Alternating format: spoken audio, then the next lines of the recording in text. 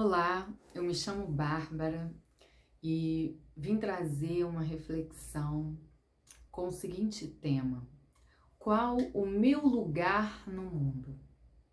Qual o meu lugar no mundo? Qual o seu lugar no mundo? Qual o nosso lugar no mundo? Isso porque nós temos o costume de direcionar as nossas ações e as nossas atitudes no mundo em coerência com a imagem que a gente quer transmitir.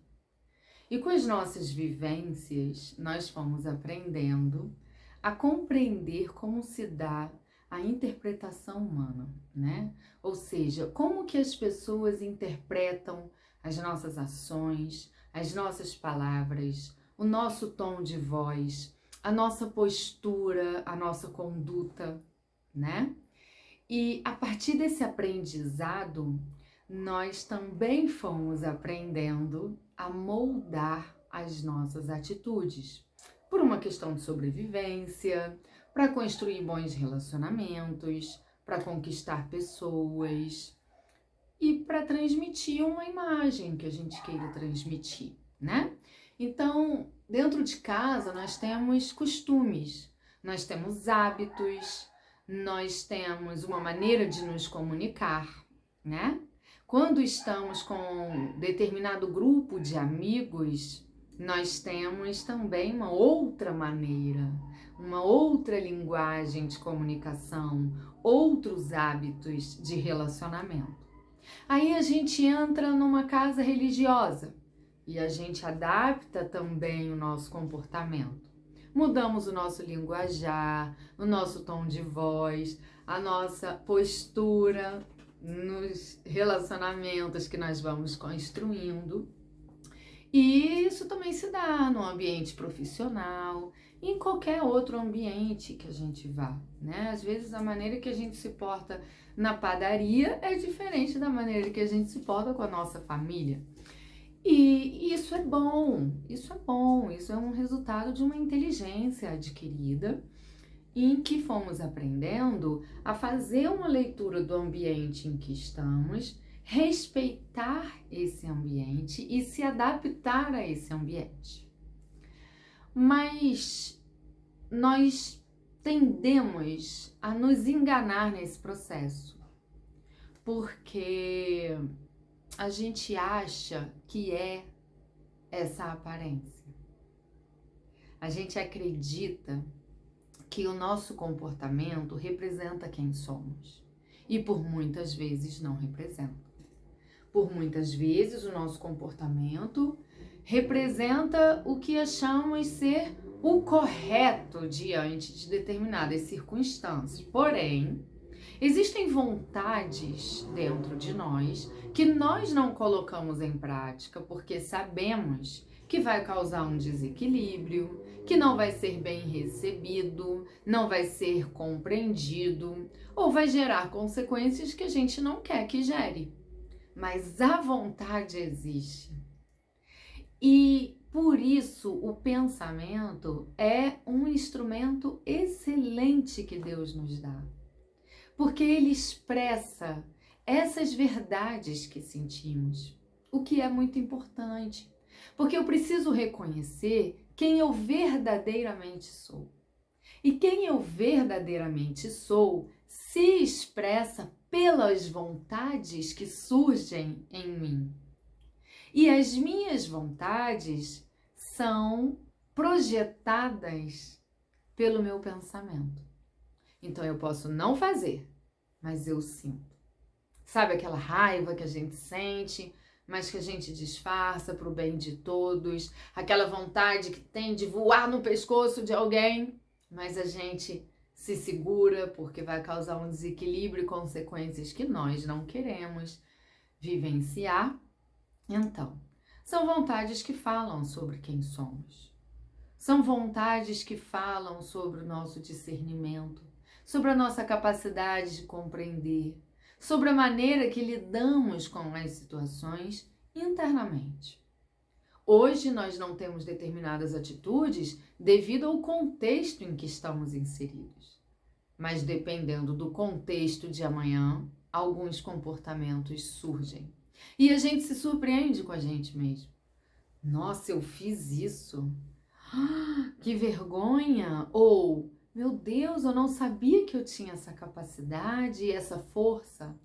E por isso Deus nos dá o benefício de vivenciarmos mudanças de cenários numa única trajetória de vida. Ora a gente está num lugar, ora a gente está em outro. Ora nós estamos com algumas companhias, ora estamos com outras. Ora temos algo, ora não temos, né? São mudanças que nos causam desconforto, são mudanças que atendem às nossas vontades. Mas a verdade é que o propósito dessas mudanças é nos colocar em contextos que vão provocar em nós novas vontades. E essas vontades vão se expressar pelos nossos pensamentos. E aí nós vamos ter um contato com quem realmente somos. O que é muito importante. Porque às vezes nos hipnotizamos com as nossas aparências. E as nossas aparências são produzidas a partir de um esforço em promover uma interpretação sobre nós. Ou seja, em promover uma aparência. Porque se mostrarmos ao mundo quem verdadeiramente somos, não teremos a compreensão de Deus, de Jesus, dos nossos mentores, né? E iremos viver dificuldades e prejuízos que não queremos viver. Então, de novo, é natural nos esforçarmos para produzirmos aparências por uma questão de equilíbrio. O risco, o perigo nesse comportamento é acreditarmos nessas aparências. Porque quando acreditamos nessas aparências, começamos a buscar uma relação com o mundo coerente com essas aparências. Acontece que eu não sou essas aparências. E aí eu começo a sofrer. Porque eu começo a lutar por um contexto que não faz parte de mim. Eu começo a aceitar me pôr em situações que não me fazem bem. Eu começo a ter comportamentos que eu nem mesmo concordo ou que ferem os meus valores. Porque eu estou sendo coerente com as aparências, quando eu deveria ser coerente com quem eu verdadeiramente sou. E por que eu tenho que ser coerente com quem eu verdadeiramente sou? Porque Deus é fiel a quem eu verdadeiramente sou. Deus me enviou para este mundo físico, para, estando neste corpo material, me relacionar com a matéria e com as pessoas para me transformar. Ou seja, uma proposta encarnatória é um convite para pequenas mudanças que vão se acumulando e resultando em grandes mudanças no meu modo de ser, nos conceitos que eu trago sobre a vida, no discernimento que eu tenho entre o bem e o mal, entre o certo e o errado. Foi para isso que eu vim. Foi para dar um próximo passo de amadurecimento a partir de quem eu sou. Então a providência divina sempre vai ser coerente com a minha real necessidade. E às vezes eu tenho dificuldade de compreender a minha vida e a providência divina sobre a minha vida, porque eu estou preso nas aparências. Eu estou preso numa imagem que eu construí de mim para parecer ser algo. E isso é muito natural. Não só pela nossa busca, pela sobrevivência ou pelas relações, mas também porque nós queremos melhorar. Queremos nos perceber bons. Queremos nos perceber corretos. Acumulamos uma série de vivências até aqui.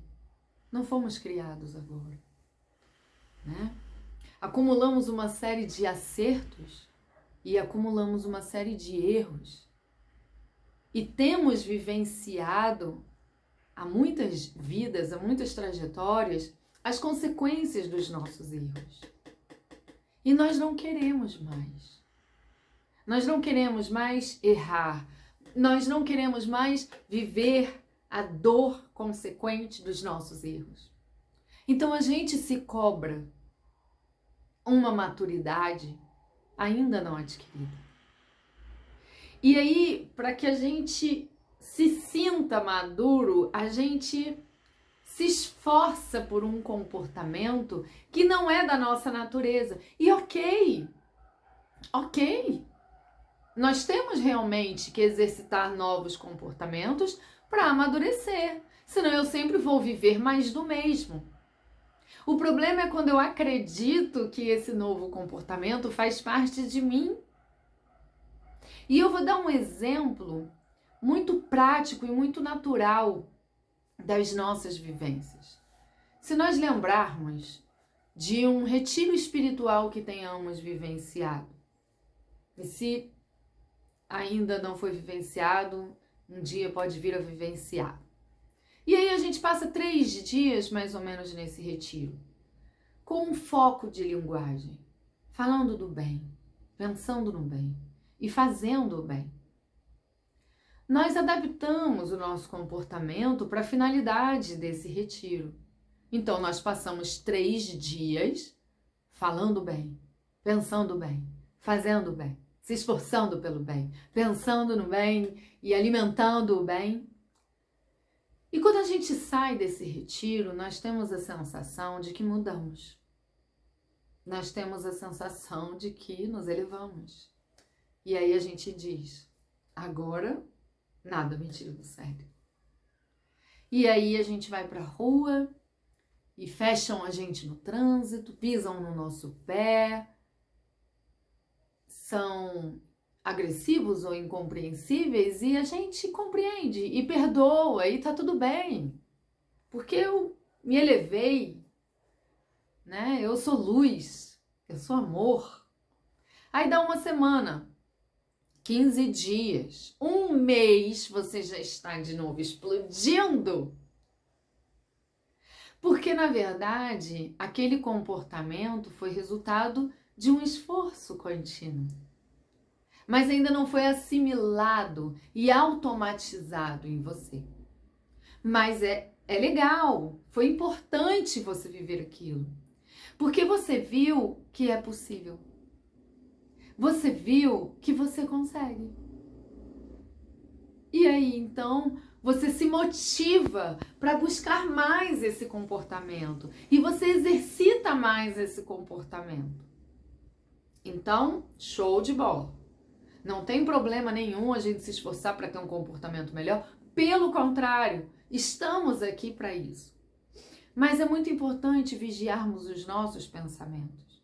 Para entendermos que, enquanto eu estou me esforçando para ter determinados comportamentos, eu sou de determinada maneira. E quando eu tenho essa compreensão, eu passo a me relacionar com o mundo e com as pessoas com mais fidelidade a mim, com mais coerência ao motivo de eu estar aqui. O que significa que eu vou reconhecer em mim as minhas fortalezas, as minhas maturidades, a minha moralidade já adquirida, já conquistada, e vou me sentir segura em colocar tudo isso em prática. Porque eu já sei, eu não tenho dúvida, eu sei. Agora, eu também vou reconhecer as minhas infantilidades morais, a minha má conduta, ou as minhas tendências comportamentais, que eu só não estou colocando em prática pelo contexto em que estou vivendo. Mas se eu fosse inserido em outro contexto, eu os colocaria em prática.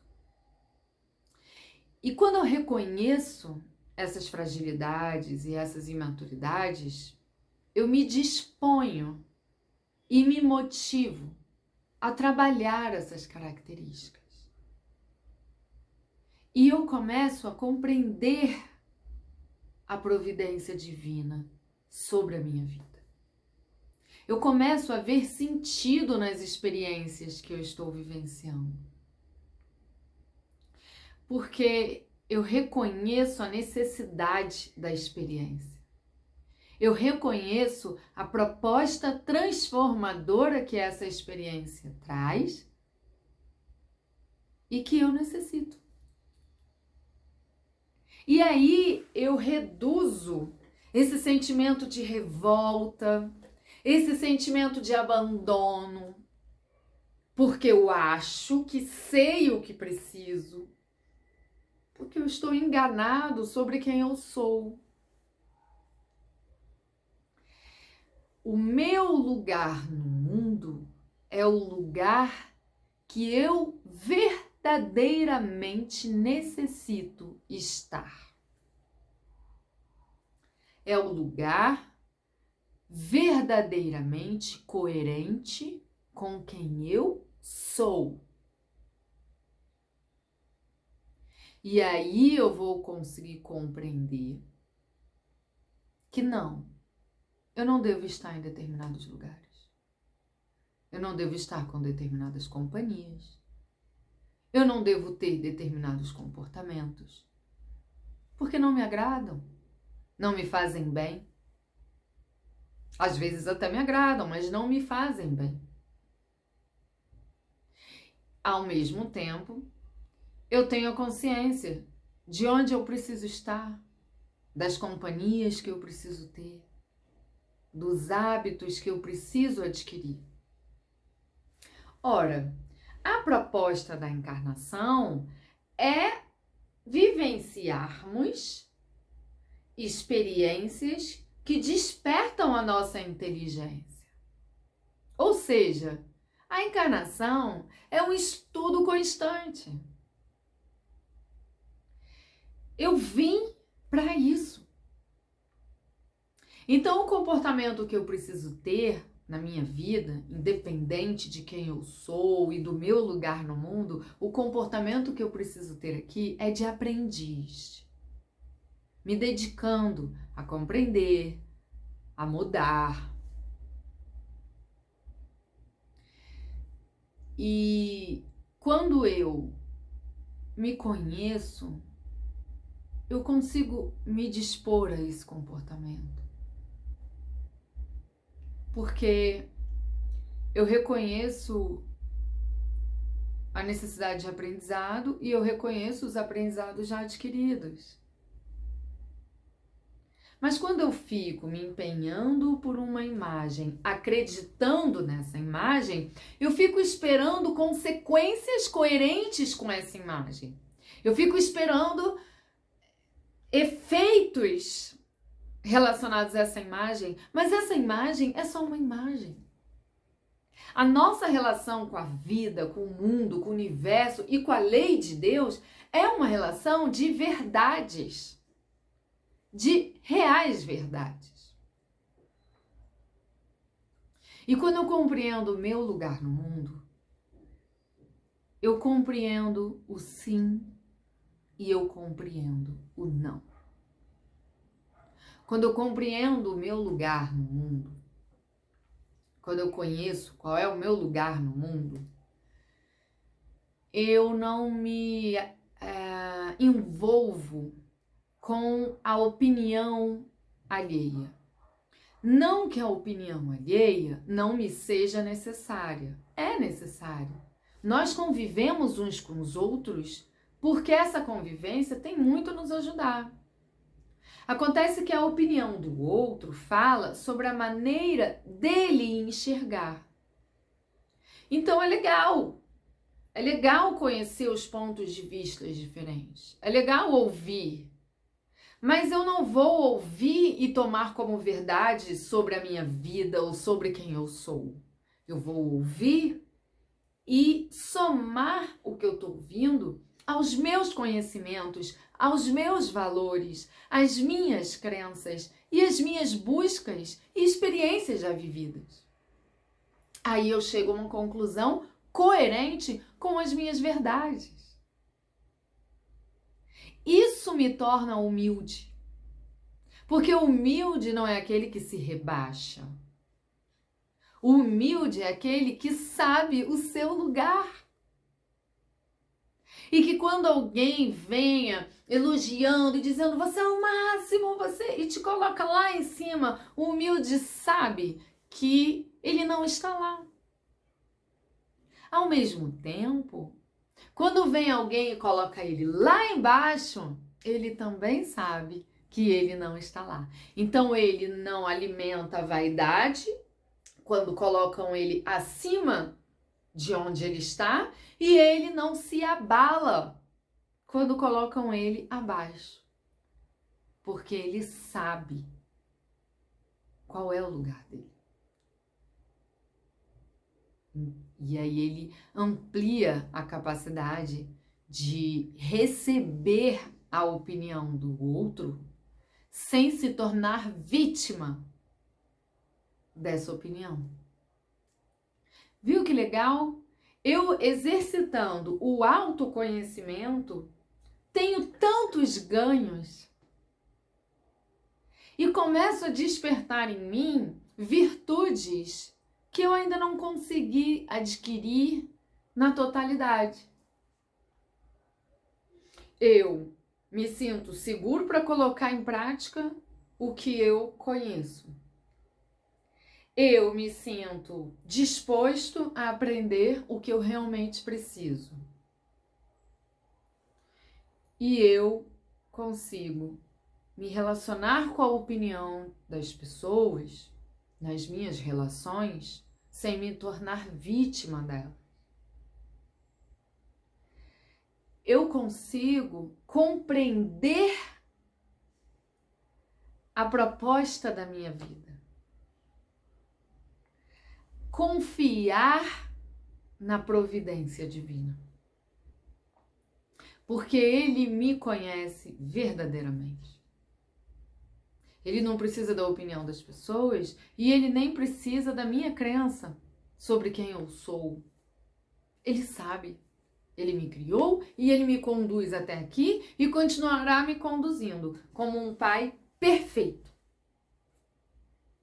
Que temos dificuldade de compreender porque não temos no mundo um Pai perfeito, já que esse mundo é habitado por irmãos na ignorância, né? Mas Deus é perfeito. Deus é justo, Deus é sábio, Deus é bom.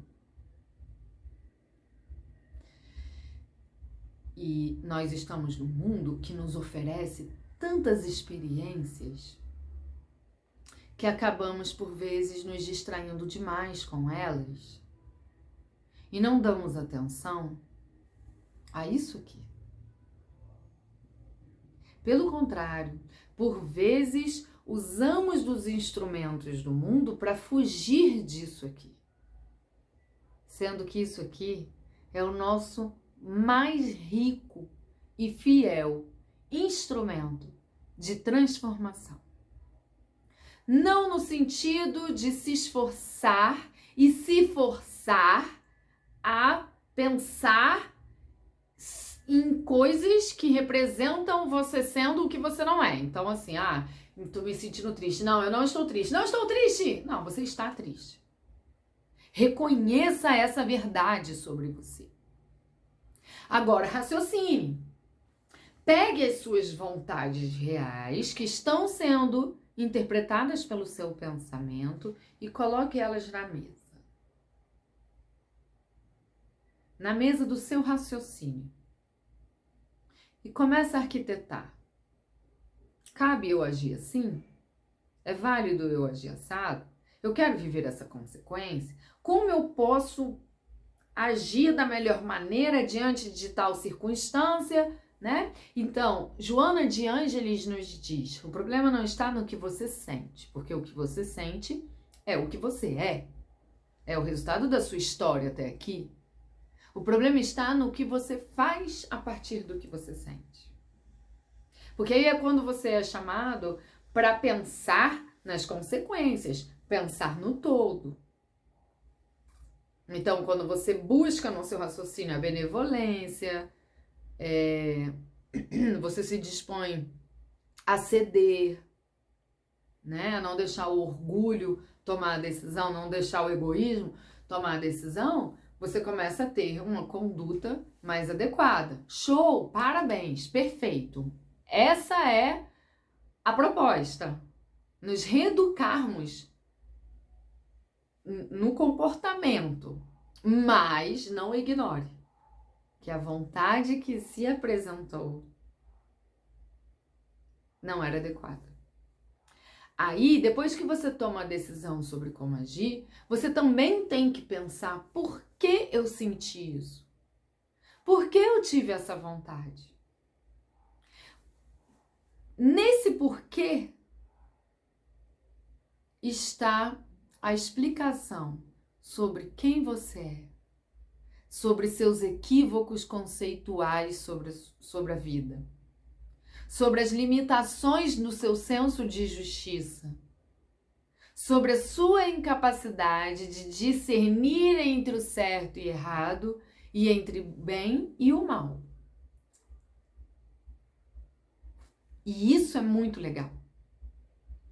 Apesar de que quando a gente identifica uma imaturidade nossa, uma imoralidade nossa, nós tenhamos o sentimento de decepção com a gente, né, é um desconforto, embora tenhamos isso, a verdade é que quando a gente identifica, os nossos mentores comemoram. Eles falam, é isso, você reconheceu, agora vamos trabalhar isso. Vamos exercitar essa característica sua. Vamos buscar esclarecimento. É a partir do reconhecimento da minha ignorância que eu me disponho a adquirir um novo conhecimento. Então, reconhecer a minha ignorância é um passo de maturação. Não devemos nos destruir com isso, nos sentir mal, errados. Faz parte do nosso processo, da nossa história. O que precisamos é se dispor na dedicação de trabalhar isso. Agora, quando eu fujo disso, eu estou negando a minha trajetória de aprendizado. E aí, quando eu nego a minha trajetória de aprendizado, eu estou desperdiçando a minha vida. Eu estou desperdiçando esse instrumento maravilhoso que Deus nos deu. Eu estou invalidando a providência divina. Eu estou retardando a minha própria libertação. Então, fica sendo esse o convite de reflexão, assim, qual o meu lugar no mundo? Quem eu sou? Né? E aí a gente consegue, nessa reflexão, encontrar uma harmonização maior na nossa relação com o mundo, na nossa relação com as pessoas e na nossa relação com a providência divina, que é esse Pai perfeito, que nos ama, que é justo e é bom. Fique em paz.